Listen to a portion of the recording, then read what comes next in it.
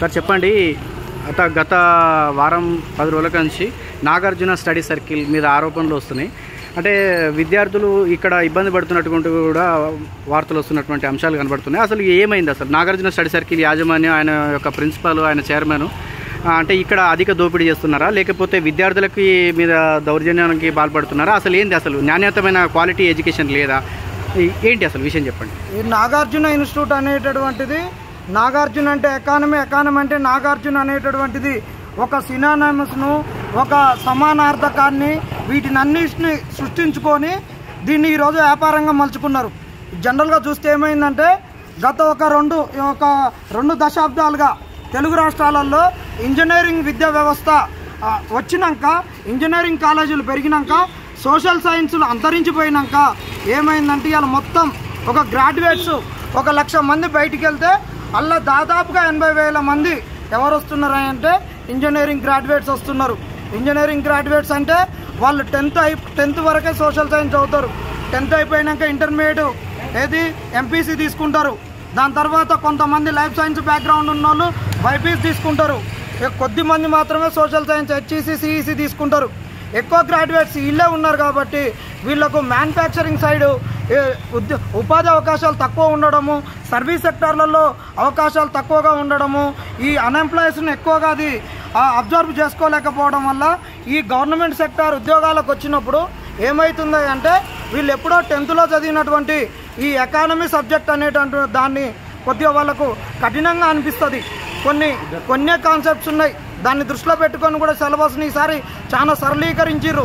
దీన్ని ఆసరగా తీసుకొని 10th అయిపోయినప్పుడు ఇంటర్మీడియట్లో బైపీసోడు ర్యాంకు కొట్టాలంటే, మెడిసిన్ కొట్టాలంటే ఫిజిక్స్ రావాలి, ఐఐటి రావాలంటే ఫిజిక్స్ రావాలి అని ఏ విధంగా ఉంటుందో ఇలా బ్యాంక్ కోచింగ్కి వెళ్ళినోనికి ఏం కావాలంటే ఇంగ్లీష్ రావాలని, అదేవిధంగా ఈరోజు సివిల్స్ కానీ ఈరోజు గ్రూప్స్కి వచ్చినప్పుడు ఓన్లీ ఎకానమీలో మార్కులు వస్తే సర్వీస్ వస్తుంది అన్నట్టు సృష్టించి ఆ సర్వీస్ రావాలంటే ఓన్లీ ఈ ఎకానమీ ఈ నాగార్జున చెప్పిన దాంట్లోనే వస్తుందని చెప్పి మొన్న ఒక బుక్ రిలీజ్ చేసి ఎక్కడి నుంచో ఆదిలాబాద్ నుంచి ఖమ్మం మెట్టు నుంచి ఎక్కడి నుంచో 800 బుక్ పెట్టుకొని ఇక్కడ 400లకు సగం అని ఇక్కడ నుండి జాతరలు నాగోబో జాతర, దురాజ్పల్లి పెద్దగట్టు జాతర, దాని తర్వాత పోతే మనకి ఇక్కడ తెలంగాణలో ఉన్నటువంటి పెద్ద జాతర, అది ఆ జాతరకు జరిగినట్టు వీళ్ళు జాతరలు పెట్టుకొని అన్నీ పెట్టుకొని పుస్తకాలు పెట్టుకొని అమ్ముకొని ఇవాళ ఒక్కొక్క బ్యాచ్ని ఇంటెన్సివ్ బ్యాచ్ అంట. ఆ ఇంటెన్సివ్ బ్యాచ్లు ఎట్లుంటాయా? ఇదే 10th అయిపోయినానికి శ్రీ చైతన్య ఎట్ట రుద్దుతాడు అట్ట రుద్దుడు. 100 రోజుల ఇంటెన్సివ్ బ్యాచ్ అని చర్చిలు ఇక్కడి నుంచి పోతే అక్కడ చర్చిలో కూర్చోబెట్టి రాపిచ్చి 1 గంట మెటీరియల్ ఇచ్చి చదివిపించి మళ్ళీ ఒక గంటకు ఏంటిది అదే బిట్లు ఇచ్చి చేపించి చేయడం. ఇంకొకటి దుర్మార్గమైన చర్య ఏంటంటే ఈయన 15,000 తీసుకుంటాడు, ఉద్యోగం వచ్చినాక బాండ్ అంట, 3 నెలల జీతం ఇవ్వాలంట. బాండు వీళ్ళకి ఎంత వస్తున్నది? ఒక్క బ్యాచ్ మీద ఎంత పడుతున్నది? గవర్నమెంట్ ఎందుకు చర్య తీసుకోవడం లేదు? మరి ఎవరితోటి కుమ్మక్కయ్యారు? ఎందుకు కుమ్మక్కయ్యారు? వీళ్ళ దగ్గరకు వస్తే పోలీసులతోటి లాఠీ జులుములు చేయించడం, కొట్టియడం, వీధోని పిత్తుకొని చూడకుండా ఇష్టం వచ్చినట్టు ఫీజులు పెంచడం. మేము పోస్టులు పెంచమంటే పోస్టులు పెంచకపోవడం వల్ల ఏమైంది అంటే ఇవాళ 783 గ్రూప్ 2 పోస్టులు ఉంటే లక్షల మంది అభ్యర్థులు ఇవాళ పోటీ పడుతుంటే కాంపిటీషన్ విపరీతంగా పెరిగింది. ఈ కాంపిటీషన్ను వీళ్ళు ఆసరగా తీసుకొని ఇలా బీదోడు వచ్చి మా బతుకులు మారుతాయని వాడు కష్టపడి చదువుకుంటుంటే వాని ఉద్యోగం రావాలనే కళను సాకారం చేసుకోవాలనే ఒక తృష్ణను వీళ్ళు బలహీనతగా తీసుకొని మా దగ్గరకు వస్తాయని ఈ నాగార్జున ఇన్స్టిట్యూట్, సివిక్స్ అంటారు, ఇట్లా ఈ స్టేట్ పబ్లిక్ సర్వీస్ కమిషన్కి సంబంధించినటువంటి కోచింగ్లు ఇచ్చేటటువంటి ఈ సంస్థలు నిరుద్యోగుల పట్ల గుదిబండలుగా మారినాయి. వీళ్ళ పైన తక్షణమే చర్యలు తీసుకోవాలి. ఈ అడ్డగోలుగా ఫీజులు పెంచడము ఇవన్నీ ఎందుకు పెంచుతున్నారు? బట్టి గారు అన్నారు గవర్నమెంట్ కోచింగ్ సెంటర్లు వస్తాయని. మీరు పోస్టులు పెంచాలి, గవర్నమెంట్లో మీరు కోచింగ్ ఇవ్వాలి, ఇలాంటి కోచింగ్ సెంటర్లను అన్నింటినీ మూతపడేయాలి. మీరే అన్నారు కదా ప్రైవేట్ సెంటర్లు, కోచింగ్ సెంటర్లు కుమ్మక్కాయ మిమ్మల్ని నడిపిస్తున్నారు, వాళ్ళు కోట్లు దండుకుంటున్నారని. ఆ రోజు వాళ్ళకు మాకు సంబంధం లేదంటే వాళ్ళకు మాకు 3 ముళ్ళ బంధం వేసిర్రు. వాళ్ళకు మాకు సంబంధం లేదంటే వాళ్ళు మీ వెనక ఉండి నడిపిస్తున్నారని అన్నారు. మరి ఇలా మేమేమంటున్నాం, వాళ్ళకి మాకు సంబంధం లేదని చెప్పి ఈరోజు నిరుద్యోగులను దోసుకు తింటున్న ఇన్స్టిట్యూషన్ల పైన ఎందుకు చర్య తీసుకోవట్లేరంటే ప్రభుత్వం నుండి ఎలాంటి స్పందన లేదు. మరి వీళ్ళు ప్రభుత్వానికి ఎంత దోషి పెడుతున్నారు, పోలీసు వాళ్ళకి ఎంత దోషి పెడుతున్నారు, ఇంకా ఒక్కొక్కళ్ళకు ఏ సంస్థలకు ఎంత దోషి పెడుతున్నారో చెప్పాల్సిన అవసరం ప్రభుత్వం పైన ఉంది. తక్షణమే చర్చీలలో కానీ ఇంకా ఎలాంటి ఫైర్ సేఫ్టీ లేకుండా, వసతులు లేకుండా, కరెక్ట్ టాయిలెట్స్ లేకుండా, ఆడమొగలకు టాయిలెట్స్ సపరేట్గా లేకుండా, ఎలాంటి ఒక శుభ్రత లేకుండా పెట్టుతున్నటువంటి ఈ కోచింగ్ సెంటర్ల పైన ఖచ్చితంగా చర్య తీసుకోవాలి. ఇంక ఇదే చాలదన్నట్టు వీళ్ళ కమిషన్లు వచ్చేటట్టు చాయ్ బండ్లు, బన్నులు, గిన్నెలు అన్నీ వీళ్ళదే. ఒక శ్రీ చైతన్యకు, నారాయణలకు తగ్గట్టుగా నడిపించుకుంటూ మరి చేస్తున్నటువంటి ఈ కోచింగ్ సెంటర్ల పైన తక్షణమే చర్య తీసుకోవాలి. ఈ కాంగ్రెస్ ప్రభుత్వం వస్తే మా కష్టాలు పోతాయి అనుకున్నాం. ఈ ప్రజాపాలనలో ఇలాంటి కోచింగ్ సెంటర్ల దండుకోవడం ఉండదు అనుకున్నాం. ఇలాంటి కోచింగ్ సెంటర్లు నిరుద్యోగుల పట్ల గుదిబండలుగా మారమనుకున్నాం. ఇలాంటి కోచింగ్ సెంటర్లకు మూత పడతాయి, ప్రభుత్వ కోచింగ్ సెంటర్లు వస్తాయి అనుకున్నాం. కానీ మరి మీరు ఇచ్చే పేపర్లు వీళ్ళు ఇచ్చిన నోట్స్లను తీసి పక్కన పడేయాలి. ఒక డంపుల్ లెక్క ఇక కూర్చోబెట్టి పెన్నులలో ఇంకులు అయిపోయిందాక వీళ్ళ కోచింగ్ సెంటర్కి వస్తే 1 డజన్ పెన్నులు కొనుక్కోవాలి, 1 డజన్ నోట్సులు కొనుక్కోవాలి. అట్లా డంపు రాపిచ్చి నిరుద్యోగులను ఒక భయభ్రాంతులకు గురి చేసి మా నాగార్జున ఎకానమీ చదివితేనే మీకు ఉద్యోగం వస్తుంది, 150 మార్కులలో 140 మార్కులు వస్తాయని చెప్పుకున్నారు. 2012లో కూడా ఇట్టనే చెప్పుకొని క్వశ్చన్లు రాకుంటే తన్నులు తినుకొని ఇన్స్టిట్యూషన్ బంద్ చేసుకున్న రోజులు కూడా వచ్చినాయి. ఈరోజు మేము ఇట్లా మాట్లాడుతుంటే ఇక్కడ పోలీసులతో ఎట్ట కొట్టిస్తాడో, ఈ నెట్ట లాఠీ జులుం చేపిస్తాడో, ఎట్ట దాడులు చేపిస్తాడో అని కూడా మేము భయభ్రాంతులకు గురి అవుతున్నాం. మా మీద ఎలాంటి దాడులు జరిగినా, ఏది జరిగినా ప్రభుత్వం బాధ్యత తీసుకోవాలి.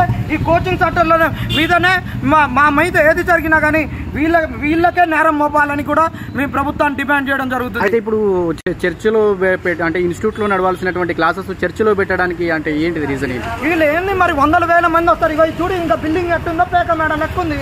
మరి ఈయనకు వచ్చేటోళ్ళు 1000 మంది వస్తారు. 1000 మందికి ఏడ సరిపోతుంది? వీళ్ళకందరికీ కోచింగ్ సెంటర్లు, ప్రార్థన మందిరాలు, చర్చీలు, ఆ గుళ్ళు, గోపురాలు ఇవే వీళ్ళకి కావాల్సింది. ఇంకొకటి ఏంటంటే పోతే పొరగాళ్ళకు ప్రసాదాలు గిసాదాలు దొరుకుతాయి కదా, పాపం బీద పొరగాళ్ళు కదా. అలాంటి వీళ్ళు చేసేటటువంటి నాగార్జున స్టడీ సర్కిల్ చైర్మన్ కు సంబంధించినటువంటి ఏదైతే స్టడీ సర్కిల్ ఇక్కడ నియర్ బై ఇక్కడ లేబర్ ఆఫీస్ ఆపోజిట్ లో ఉందో, మీరు వారిని కానీ మీరు ప్రభుత్వాన్ని కానీ ఏం డిమాండ్ చేస్తున్నారు అసలు? ఒకటే, విద్యార్థుల పట్ల వాళ్ళు కోచింగ్ సెంటర్లు అనేటటువంటి వ్యాపార దృక్పథంతో నడిచాయి. ఈయన ఇప్పటి నుంచి నడిపించేట ఆయన కాదు, ఎప్పటి నుండో నడిపిస్తున్నారు. ఒక్కసారి పోస్ట్ పోన్ అయితే ఇలా పండగ. మేము ప్రభుత్వాన్ని అప్పటి నుండి కూడా కోరుతున్నాం. ఏం కోరుతున్నాం అంటే ప్రభుత్వంలోనే విద్యా వ్యవస్థ నడవాలి, ప్రభుత్వమే కోచింగ్ సెంటర్లను కూడా నడపాలి, ప్రభుత్వమే ఆన్లైన్లో కోచింగ్ ఇప్పియాలి. ఇలాంటి కోచింగ్ సెంటర్లను మూతపడేయాలి. ఎక్కడ ఉన్నోడు అక్కడ గ్రామీణ ప్రాంతాల్లో ఉన్నటువంటి వాళ్ళు. తెలంగాణలోకి ఆదాయం పెరగలేదు, హైదరాబాద్ ఆదాయం తెలంగాణ ఆదాయము. ఊర్లలోకి వెళ్ళి వచ్చి రూమ్ రెంటు 5,000, స్టడీ హాల్లకు 2,000, ఇలా కోచింగ్లకు 20-30,000 కట్టుకొని మళ్ళీ ఎగ్జామ్ పోస్ట్ పోగానే సపరేటు ఒక ఎకానమీకే 15,000, 8,000, ఒక ఇంటెన్సివ్ బ్యాచ్ 15,000, 3 నెలలు బాండు. ఇది ఎక్కడిది? ప్రభుత్వ ఇది ప్రైవేట్ ఉద్యోగాలలో కూడా లేవు ఈ బాండ్లు.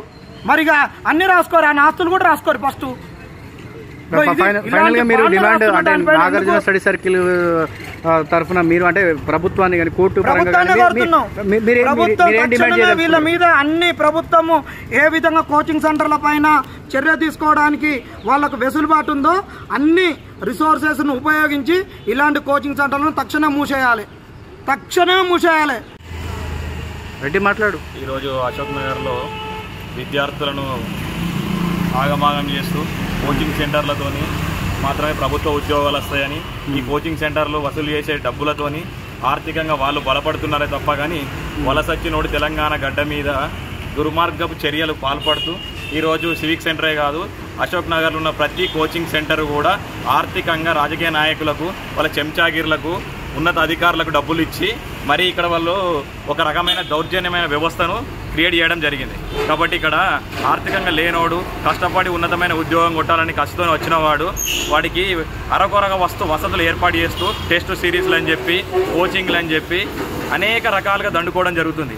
హాస్టల్లో ఫుడ్ మంచిగా ఉండదు, హాస్టల్ మంచిగా ఉండే ఇక్కడ దాని గురించి పట్టించుకునే కరెక్ట్ ఫుడ్ ఆఫీసర్ ఉండరు. కోచింగ్ సెంటర్ల విషయంలో సార్ కోచింగ్ సెంటర్లు ఒక బ్యాచ్లో 600 నుంచి 700 మంది బ్యాచ్ రన్ అవుతుంది. ఎంతమందికి జాబులు వస్తున్నాయి, ఎన్ని లక్షల మందికి జాబులు వస్తున్నాయి, లక్షలు పెట్టి ఫీజులు పెట్టుకొని డబ్బులు కడుతుంటే కనీసం నాణ్యమైన విద్య కూడా అందించట్లేదు. దాంతోపాటు అధిక ఫీజులు, అధిక హాస్టల్ ఫీజులు, అత్యధికంగా స్టడీ హాల్ ఫీజులు, ఈ అశోక్ నగర్, దిల్సుఖ్ నగర్, హైదరాబాద్లో ఉండే ప్రతి వ్యక్తి దగ్గర అత్యధికంగా డబ్బులు వసూలు చేసుకుంటున్నారు.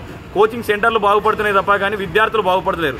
విద్యా వ్యవస్థలో మార్పులు రావాలని చెప్పి ప్రభుత్వం మారితే మాకు ఏదో చేస్తుందని చెప్పి ప్రజాపాలన అని చెప్పి ఓటేసి గెలిపించినందుకు పదవులు రాగానే పెదవులు మూసుకొని వాళ్ళ రాజకీయ స్వార్థం కోసమే మాత్రమే తప్ప కానీ మా విద్యార్థుల కోసము, మా యువకుల కోసము, రేపటి తరం కోసము, రేపు ఒక ఉన్నతమైన వ్యక్తిగా సమాజంలో గౌరవించబడి ఒక సమాజంలో సేవ చేయాలనుకుని ప్రభుత్వ ఉద్యోగానికి మేము ప్రిపేర్ అవుతుంటే ఈరోజు మాకు ఎలాంటి వసతులు ప్రభుత్వం కల్పించకపోగా ప్రైవేటు వ్యక్తులకు కుమ్మక్కై వాళ్ళతో పాటు మా మీద దౌర్జన్యాలు, దాడులు చేపించే విధంగా ఉంది. ప్రశ్నించిన వాడి అణిచివేసే దౌర్జన్యమైన వ్యవస్థ ఈ అశోక్ నగర్లో ప్రబలుతుంది. ఇక్కడ ఆంధ్ర నుంచి వచ్చి ఇక్కడ సెటిల్ అయిపోయి వాళ్ళు కోచింగ్ సెంటర్లు పెట్టుకొని ఈ తెలంగాణ విద్యార్థుల మీద, తెలంగాణ వ్యక్తుల మీద దాడి చేస్తున్నారు. అడిగిన ప్రతి వ్యక్తి మీద, ప్రతి వ్యవస్థ మీద వాళ్ళు ప్రశ్నిస్తున్నారు. ఆ ప్రశ్న ఏ విధంగా ఉందంటే మనకి అణిచివేసే విధంగా వాళ్ళ ప్రశ్నలు ఉన్నాయి. మనకు అవకాశం ఇచ్చి మనకి ఏదో చేస్తారేమో అనే ఆలోచన మాత్రం ఇక్కడ లేదు.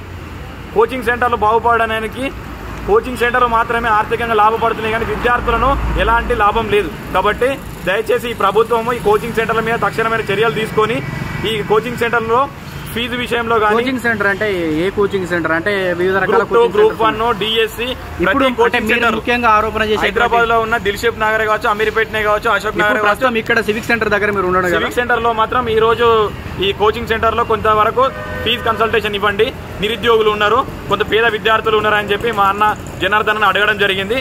దానికి ఆ వ్యక్తులు మొదటగా సానుకూలంగా స్పందించి తర్వాత వాళ్ళ వ్యక్తులతో దాడులు చేపించి మొబైల్ వలగొట్టి మేము ఎలాంటి సహాయం చేయకుండా అవసరం లేదు, మేము మీరేం చేసుకుంటూ చేసుకోరు, మా ఇష్టం, మాకు నచ్చినట్టు చేస్తాం, మాకు నచ్చినట్టు ఫీజులు పెంచుకుంటే మీరేం చేస్తారు, మీరు ఏం చేయగలుగుతారు అని చెప్పి మా మీద దుర్భాషలు ఆడుతూ మా మీద దాడి చేసే ప్రయత్నం చేయడం జరిగింది. దీని విషయంలో ఇది ఒక్కటే కాదు, ప్రతి కోచింగ్ సెంటర్ కూడా వాళ్ళ ఆర్థిక లాభాల కోసమే చూస్తారు కానీ విద్యార్థులు న్యాయం చేసే ఆలోచన లేదు. కాబట్టి దీని విషయంలో ప్రభుత్వం తగిన చర్యలు తీసుకొని ఇలాంటి సంఘటనలు జరగకుండా ఖండించగలరని ఈ ప్రభుత్వాన్ని కోరడం జరుగుతుంది. ఫైనల్ గా మీరు సివిక్ సెంటర్కి వచ్చినటువంటి ఇప్పుడు అంటే గతంలో కూడా చాలా మంది మీద ఆరోపణలు చేశారు. ఇప్పుడు మీరు సివిక్ సెంటర్కి అంటే ఇక్కడ అధిక దోపిడీ, ఇక్కడ ఉన్నటువంటి దౌర్జన్యాల గురించి మీరు ప్రభుత్వాన్ని ఏం డిమాండ్ చేయదలుచుకున్నారు? 2000 రూపాయల coaching centre, civic centre test series అనేది లేనే లేకుండా తెలంగాణ స్టేట్లోనే కొత్త 2000 ఒక టెస్ట్ సిరీస్ పెట్టిండు. తర్వాత అది 5000 అయింది, ఇలా 8000 అయింది, రేపు ఇంకో 10,000 అవుతుంది. అంటే పెంచుకుంటూ పోయి తన ఆర్థికంగా లాభపడుతున్నాయి కానీ మరి ఇవన్నీ పెంచుకుంటూ పోతుండో ఆర్థికంగా బాగుపడుతున్నప్పుడు మరి ప్రభుత్వం ఎందుకు చూస్తలేదు? ప్రభుత్వం వీటి మీద ఎందుకు కట్టడి చేయట్లేదు? విద్యా వ్యవస్థల లోపాలు కళ్ళ ముంగట కనిపిస్తున్న విద్యా వ్యవస్థ ఎందుకు స్పందించట్లేదు? దాంతోపాటు ముఖ్యమంత్రి గారే అన్నారు మొన్న, ఏమని చెప్పారంటే కోచింగ్ సెంటర్లు బాగుపడడానికి కోచింగ్ సెంటర్లే వెనకాల నుండి నడిపిస్తున్నాయి అన్నారు. మరి ఇదే కోచింగ్ సెంటర్ల మీద ఇదే విద్యార్థులు అడుగుతున్నప్పుడు ఎందుకు ప్రభుత్వం స్పందించి వీళ్ళ మీద కొరడా జల్లించి మాకు న్యాయం చేయగలుగుతుంది అని మేము అడుగుతున్నాం. మరి ఎందుకు ఈ ప్రశ్నించట్లేదు? గవర్నమెంట్ ఎందుకు ప్రశ్నించట్లేదు? మేము విద్యార్థులము కోచింగ్ సెంటర్లు కుమ్మక్కాయని చెప్పి ఆ రోజు మా ఉద్యమాన్ని అణచివేస్తే ఇలా కోచింగ్ సెంటర్లే మమ్మల్ని ఆర్థికంగా దోపిడీ చేస్తున్నామని మేము ప్రశ్నించినప్పుడు ఈ కోచింగ్ సెంటర్ల మీద ప్రభుత్వం ఎందుకు ప్రశ్నించట్లేదు? ఎందుకు ఆమె చర్యలు తీసుకోవట్లేదని మేము ఈరోజు ప్రభుత్వాన్ని డిమాండ్ చేయడం జరుగుతుంది. ఇది సివిక్ సెంటర్ యొక్క అరాచకాలకు అడ్డ. ఇది సివిక్ సెంటర్ కింద ఉన్నటువంటి ఒక సెల్లారు. ఇది ఒక సెల్లారో లేకుంటే ఇది ఒక డస్ట్బిన్నో డంప్ యార్డో తెలియదు. కింద బైకులు, పాపం వాచ్మెన్ వాళ్ళు ఉండడము, పక్కన లిఫ్ట్ ఇరిగిపోయి ఇటు మొత్తం సెల్లార్ నింటే మురికి నీళ్ళు తోడుతందుకు మోటరు. ఇగో నిన్న వరదలు వస్తే ఇట్లా కరకట్ట పోసిర్రు. ఇన్స్టిట్యూట్కి ఇది కరకట్ట, ఈ కిందిదిగో ఇదంతా కరకట్ట. ఇట్లా ఇట్ట పిల్లలు ఇవన్నీ పెట్టిర్రు. మరి ఇళ్లకు ఇది నింటే అల్ల ఉన్న బైకులు తీసుకొని పోతే పోరగాళ్ళు సస్తే మరి దీనికి దిక్కేవాళ్ళు. దీని గురించి అడుగుతుంటే ఈ ప్రభుత్వాలు ఎందుకు సుమోటోగా స్పందించడం లేదు? ఈ కాంగ్రెస్ ఖచ్చితంగా ఏ ప్రభుత్వమైనా ఉండొచ్చు కాక ఈరోజు అధికారంలో ఉన్నటువంటి కాంగ్రెస్కు మేము నిరుద్యోగుల 2 చేతులెత్తి జోడించి అడుగుతున్నాము. ఇది ఒక దుర్మార్గమైనటువంటి వ్యవస్థలో కోచింగ్ ఇన్స్టిట్యూట్లు నడుస్తున్నాయి. ఎలాంటి ఫెసిలిటీస్ లేకుండా, ఫైర్ సేఫ్టీ లేకుండా, ఏది లేకుండా కోచింగ్ సెంటర్లు నడుపుతున్నారు. ఇది నడపడమే కాదు, వీటి ఆరకోర వసతులతోటి నడుపుతూ గతంలో ఒక 2 సంవత్సరాలు, ఒక సంవత్సరం కిందట ఫస్ట్ 2000 ఉండే టెస్ట్ సిరీసు, తర్వాత 5000, ఇప్పుడు 8000. ఎగ్జామ్ పోస్ట్ పోన్ అయినప్పుడల్లా 3000, 4000 పెంచడం, 2000 నుంచి 8000కు పెంచిర్రు. మరి నిరుద్యోగుల తల్లిదండ్రుల ఆదాయాలు కానీ, నిరుద్యోగుల ఆదాయాలు కానీ పెరిగినాయా? వీళ్ళకు ఉద్యోగాలు వచ్చి వీళ్ళ ఆదాయ పరిమితి పెరిగిందా? ఆదాయ స్తోమత పెరిగిందా? మరి ఇట్లా అడ్డగోలుగా ఫీజులు పెంచుతూ కోచింగ్ సెంటర్లు నడుపుతున్నటువంటి ఈ కోచింగ్ సెంటర్ల మీద ఎందుకు చర్యలు తీసుకోవడం లేదు?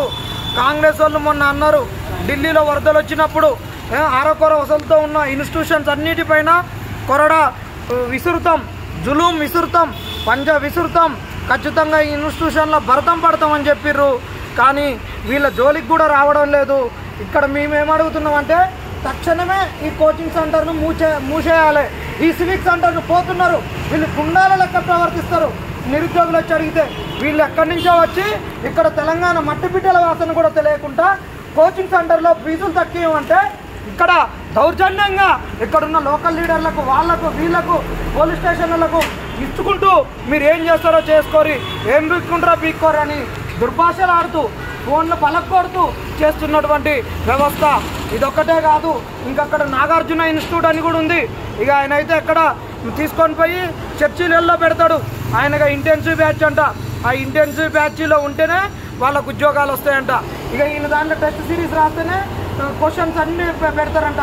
ఇక వీళ్ళు మాట్లాడేది ఒకటి, చేసేది ఒకటి. ఇక వీళ్ళు గుండాల కన్నా దుర్మార్గంగా ప్రవర్తించేటటువంటి స్టాఫ్ను కూడా పెట్టుకొని ఆడవాళ్ళని పెట్టుకొని వచ్చిన వాళ్ళ మీద కవ్వింపు చర్యలు చేస్తూ ఆడవాళ్ళతో కేసులు పెడతామని, మేము కేసులు పెడితే మీరు ఏం చేసుకుంటారు, పోలీసు వాళ్ళు మా చేతులు ఉన్నారన్నట్టు కేసులతో భయపెడతామని నిరుద్యోగులందరినీ భయభ్రాంతులకు గురి చేస్తున్నటువంటి ఈ కోచింగ్ సెంటర్ అయినటువంటి టెస్ట్ సిరీస్లు కండక్ట్ చేస్తున్న ఈ సివిక్ సెంటర్ను తక్షణమే మూసివేయాలి. నాగార్జున ఇన్స్టిట్యూట్ను కూడా మూసివేయాలి. ఆయన నెల రోజులకు ఒక బ్యాచ్, 30 రోజులకు ఒక బ్యాచ్, ఇంటెన్సివ్ బ్యాచ్ అని వీళ్ళు ఫీజులు ఇష్టం వచ్చినట్టు దండుకుంటుంటే వీళ్ళు ప్రభుత్వం ఎందుకు స్పందించడం లేదు? వీళ్ళ దాంట్లో క్వశ్చన్లు వస్తున్నాయా? అసలు మీరు క్వశ్చన్ పేపర్ తయారు చేసేటప్పుడు వీళ్ళ మెటీరియల్ని పెట్టుకొని సివిల్స్ లెక్క అసలు ఒక క్వశ్చన్ కూడా వీళ్ళకెళ్ళి రాకుండా ఎందుకు ఇవ్వడం లేదు? వీళ్ళతోటి మీరు కుమ్మక్కయ్యరా, మేమేమడిగినాం, వీటి కోచింగ్ సెంటర్లో మాకు సంబంధం లేదని మేము ఉద్యమాలు చేసేటప్పుడు అడిగినాం. మీరేమన్నారు? కోచింగ్ సెంటర్లు అనుకుంటే నడిపిస్తున్నాయి, పోస్ట్ పోన్లు అయితే కోచింగ్ సెంటర్లకు కోట్ల డబ్బులు వస్తాయని చెప్పారు. వాళ్ళకి మాకు సంబంధం లేదు, మాకు పోస్టులు పెరగాలి అని అంటే దాన్ని పోస్టులు పెరగాలనే ఉద్యమాన్ని పోస్ట్ పోన్ ఉద్యమంగా మార్చి మీరు పోస్టులు కారకోర పోస్టులు వేసినప్పుడు లక్షల మంది అభ్యర్థులు ఉన్నప్పుడు పోటీ తీవ్రంగా ఉంటుంది. ఆ పోటీ తీవ్రంగా ఉన్నప్పుడు దాన్ని ఆసరగా చేసుకొని ఇలాంటి దగులుబాషి ఇన్స్టిట్యూషన్స్ వచ్చి నిరుద్యోగులకు ఉన్నటువంటి ఒక ఉద్యోగం కొట్టాలనే ఆకాంక్షను వీళ్ళు బలహీనతగా తీసుకొని మేము టెస్టులు పెడతాం, మీరు మా దగ్గర రాయిరి, 24 గంటలు మీ ఎమ్మటి ఉంటాం, మీ మూతులు కడుగుతాం, మేమే స్నాక్స్ ఇస్తాం, మేమే అన్ని ఇస్తాం అన్నట్టు ఫీజులు వసూలు చేసుకుంటూ నారాయణ శ్రీ చైతన్యలో అయితే ఈరోజు ఇంటర్మీడియట్ అయిపోయిన విద్యార్థులను, 10th అయిపోయిన విద్యార్థులను ఏ విధంగా కోచింగ్ పేర వాళ్ళని మరమరుతులుగా తయారు చేస్తున్నారో ఈరోజు సమాజానికి సేవ చేయాల్సినటువంటి ఆఫీసర్లను కూడా వీళ్ళు మనుషులుగా తయారు చేస్తూ పంపిస్తూ ఫీజులు దండుకుంటూ ఫీజులను ఇష్టం వచ్చినట్టు వసూలు చేస్తున్న ఈ సివిక్ సెంటర్ను తక్షణమే మూసివేయాలి. ఇది ఒక మాఫియా లెక్క వ్యాపించింది. టీజీపీఎస్సీ ఎగ్జామ్స్కు, స్టేట్ ఎగ్జామ్స్కు ఇది ఒక్కటే కాదు, అశోక్ నగర్లో ఆరకోర వసతులతో నడుస్తూ ఇష్టం వచ్చినట్టు ఫీజులు పెంచుతున్నటువంటి అన్ని ఇన్స్టిట్యూషన్స్ పైన తక్షణమే మీరు చర్యలు తీసుకోవాలి. వీటన్నిటిని మూసివేయాలి. వీటిపైన కావాల్సినటువంటి ప్రభుత్వ పరంగా ఎలాంటి చర్యలు తీసుకుంటారో అన్నీ తీసుకోవాలి. విద్యార్థులు వచ్చి అడిగితే వాళ్ళు దాడులకు పాల్పడుతున్నారు కాబట్టి వాళ్ళపైన మీరు తక్షణమే చర్య తీసుకోకపోతే విద్యార్థులకు ఏదన్నా అయితే వాళ్ళ చేతిలో దానికి మూల్యం ప్రభుత్వం కూడా చెల్లించుకోవాల్సిన అవసరం ఎంతైనా ఉంది. కాబట్టి ప్రభుత్వం తక్షణమే స్పందించాలని ప్రభుత్వాన్ని వేడుకోవడం జరుగుతుంది.